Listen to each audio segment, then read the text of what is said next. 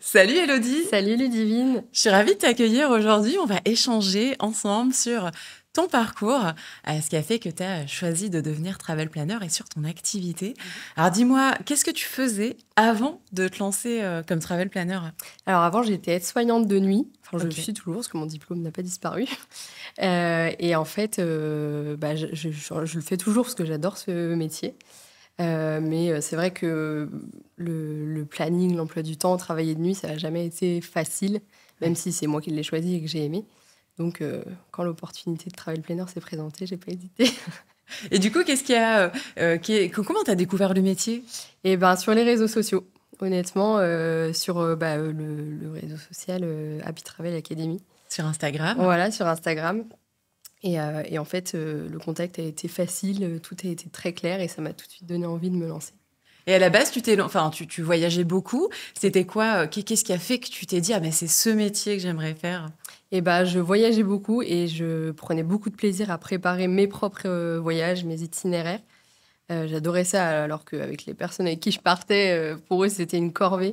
Mm. Et au fur et à mesure, j'ai commencé à le faire pour des proches et je me suis dit, j'adore vraiment faire ça. Et quand j'ai vu que ce métier existait, parce que je ne le connaissais pas du tout, bah, je me suis tout de suite dit que c'était pour moi, quoi.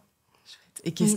qu'est-ce qui a été le déclencheur pour toi? Parce qu'aujourd'hui, tu es toujours en activité. C'est une activité complémentaire que tu as créée. Et ben en fait, être soignante de nuit, je le faisais en remplacement. Donc, j'ai Ok. pas de contrat fixe. Donc, en fait, je fais aussi mon planning comme je le veux. Je prends des nuits par-ci, par-là. Et puis, en parallèle, je peux travailler en tant que travel planner. Et même quand les nuits sont calmes, je peux aussi je peux superviser les deux. Et faut pas le dire, ça, mais Non, ça en c'est coupera. vraiment top. Non, Ok. franchement. Et c'était quoi l'élément déclencheur pour toi, du coup, de te lancer comme travel planner? Et ben, dès que j'ai vu ce métier, que ça existait, je me suis dit que c'est exactement ce que je voulais faire. Donc je me suis lancée directement, je me suis renseignée et c'est parti. Est-ce que tu en as parlé un petit peu autour de toi, à tes proches, aux personnes à qui, justement, tu organisais déjà des itinéraires ou... Ouais. D'accord. Bah, puis ils se disaient aussi que c'était pour moi, que je voyageais beaucoup, que j'adorais organiser les voyages et ils se sont dit, bah, c'est top et lance-toi. Est-ce que tu avais certains freins avant de te lancer? Euh, Peut-être par rapport à la création d'une micro-entreprise, mais franchement, après, ça a vite disparu pendant la formation. Tout était très bien encadré, donc ça a vite disparu. Et pourquoi tu as choisi notre formation en particulier, justement? Et bah, dès les premiers échanges, j'ai trouvé que c'était hyper facile, le contact était facile, bah, malgré que ce soit une formation en ligne, on avait des réponses très rapidement, c'était vraiment simple et du coup, j'ai pas hésité à chercher une autre formation. Ça a tout de suite été Merci pour ta confiance, en tout cas. avec Puis, plaisir. je suis ravie que ça ait pu concrétiser en tout cas, un métier qui te plaît. Ouais. Peut-être pas forcément davantage, mais en tout cas, un métier qui te plaît aujourd'hui, qui te permet Ça de vivre. correspond quand même plus Ouais. à ce que j'ai toujours voulu faire. Mm. Et justement, est-ce que tu peux nous parler un petit peu de ton activité? Est-ce que tu as un nom de marque? Comment tu t'es lancée? Alors, le nom de marque, c'est Hello Travel Planner. Yes. Rien de plus compliqué. Et donc, je me suis lancée pendant la formation, en fait. J'ai créé mon compte Instagram directement. J'ai commencé à créer du contenu et j'ai adoré ça tout de suite. À la base, tu avais déjà un compte Instagram? Tu connaissais déjà le réseau social ou tu l'as appris pendant la formation? J'avais déjà un réseau Instagram perso et j'adorais déjà créer du contenu Ok. avant. Donc, ça a été plutôt simple pour moi de faire ça et le faire en plus vraiment que dans le voyage, je m'épanouis vraiment là-dedans. C'est ça, tu penses que c'est Instagram qui t'a permis de trouver des clients ou est-ce que tu en as parlé autour de toi? Comment ça s'est passé ton lancement justement? Alors, je pense qu'au début, ça a été Instagram. Après, ma famille et mes proches m'ont beaucoup aidé avec le bouche à oreille. Ok. Et j'ai créé un site internet et j'ai eu aussi pas mal de demandes via mon site internet. Via ton site internet? Ouais. Du coup, tu communiquais depuis ton site internet vers Instagram. Comment ça s'est passé tout ça? Plutôt donc majoritairement sur Instagram. Et je partageais mon site internet sur Instagram.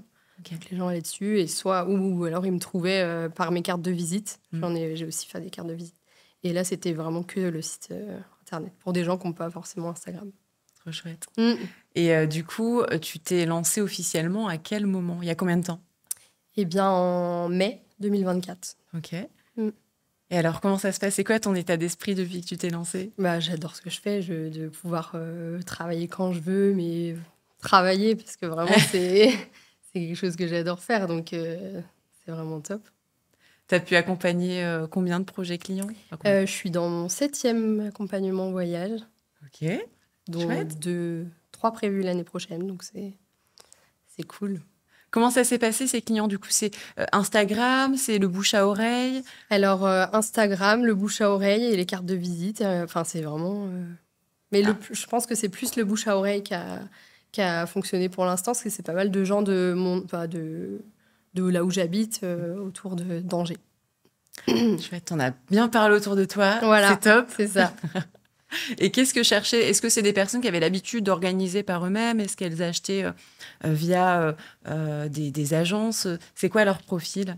C'est des personnes qui n'avaient pas forcément voyagé avant, ou qu'on fait 1 ou 2 voyages et qu'on fait par eux-mêmes, Ouais. et qui se sont dit la prochaine fois, on passe par quelqu'un parce que c'est quand même plus confortable. Et donc, bah, ça s'est toujours bien passé. Je les ai accompagnés comme j'ai pu et j'ai toujours eu des retours positifs. Ouais. Bon, bah, ça, Mm. c'est important. Ouais. Est-ce que, du coup, il y a des clients qui t'ont marqué en particulier? Peut-être ton premier client ou ta première cliente, est-ce que tu peux nous raconter un petit peu comment ça s'est passé? C'était quoi Alors, le voyage? c'était le voyage au Mexique que du coup j'ai fait moi-même et c'était, je pense, mon voyage, celui que j'ai préféré. Donc vraiment, ça m'a marqué et le fait de partager des choses que moi j'ai fait avant, et c'était vraiment un road trip. Je leur ai vraiment fait faire le road trip que j'ai fait. Ok. Donc revivre ce voyage à travers eux, c'est ça que j'adore le plus, et surtout que eux aient un retour positif et se disent qu'ils ont adoré autant que moi le voyage, quoi. C'était un couple? Non, c'était 2 amis. Ok. Ouais. Et donc, elles t'ont contacté pour partir au Mexique spécialement ou est-ce que tu les as conseillées sur cette destination plutôt qu'une autre? Elles avaient pas forcément de destination précise, plutôt un nombre d'heures de vol maximal à pas atteindre.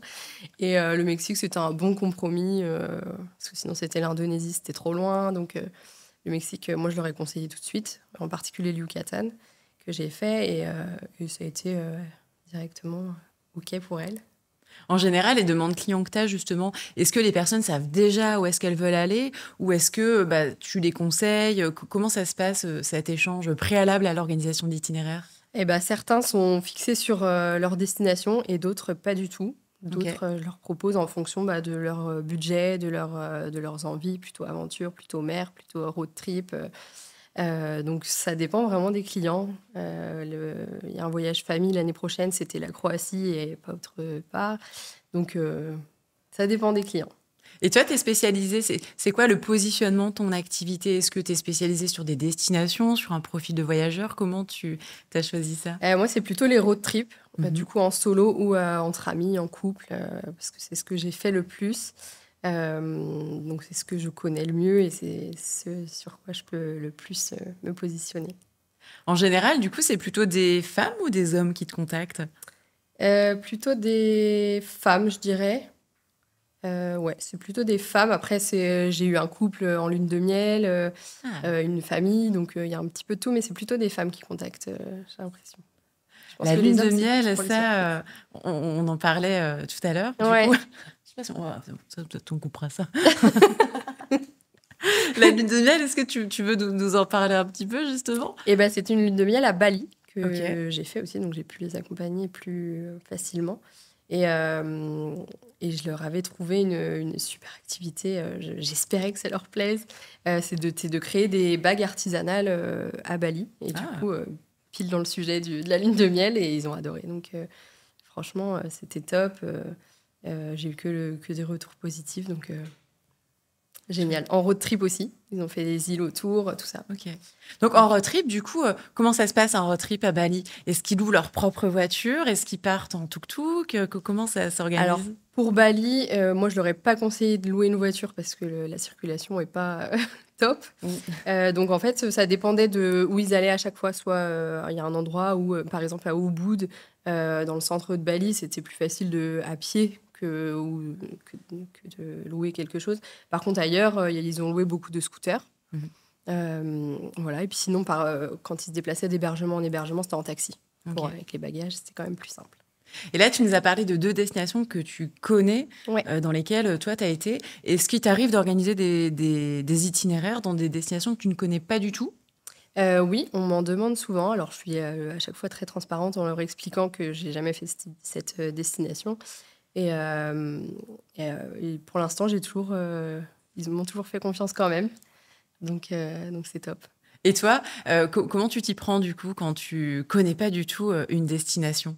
Je me renseigne au maximum, sur, des blogs, sur, ouais, des avis sur les restaurants. Je lis tout. Je prends plus de temps du coup, évidemment. Ouais.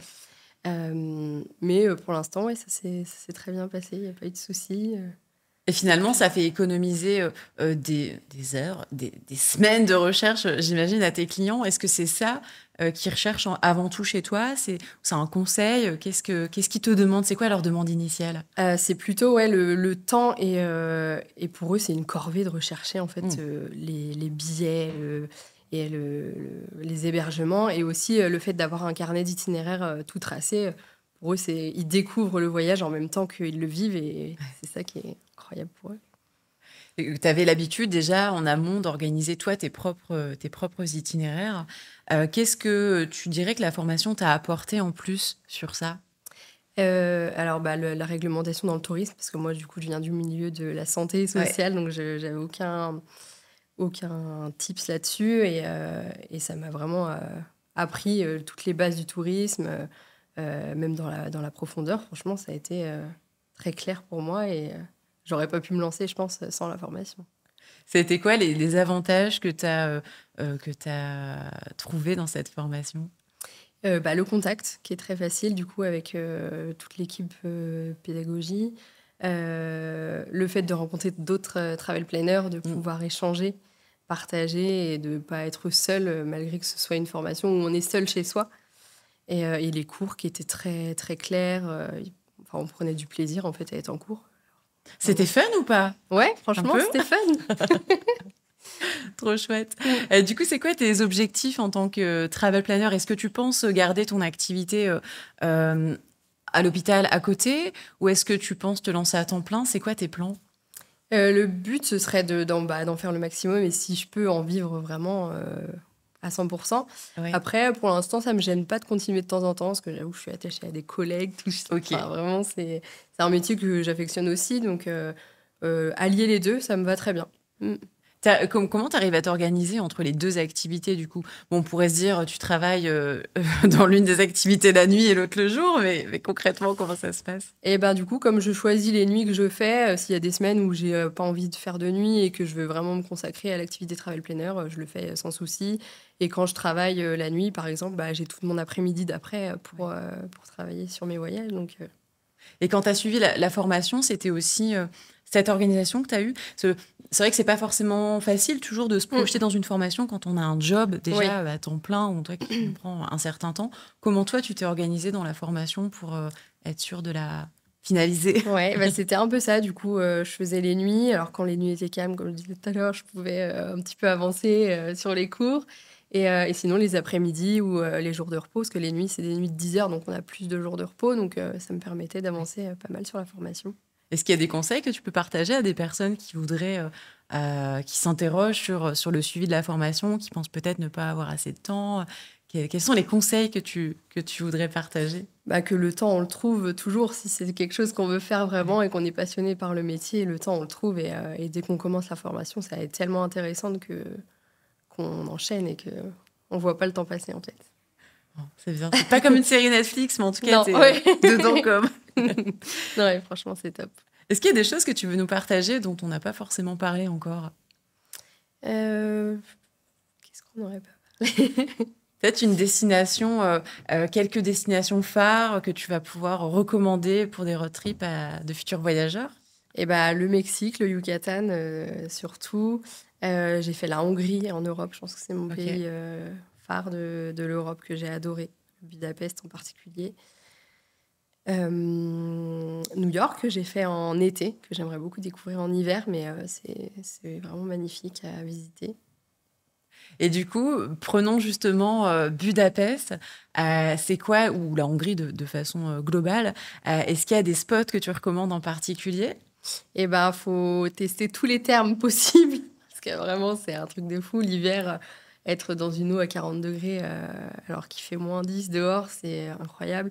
Les gens sont géniaux. Le Parlement, évidemment, à visiter, que ce soit de l'extérieur ou de l'intérieur, c'est vraiment joli.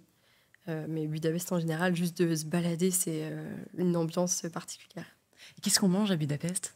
On mange des... Alors, en spécialité sucrée, c'est à la cannelle. Alors, le nom, je sais plus, c'est des pâtisseries.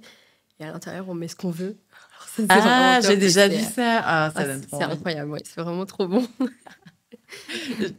Quand tu crées tes itinéraires, est-ce que tu partages comme ça des petits des mets locaux, des choses à Ouais. découvrir? Ouais, je mets souvent les bonnes adresses, alors soit que j'ai testé ou que j'ai vérifié sur Internet.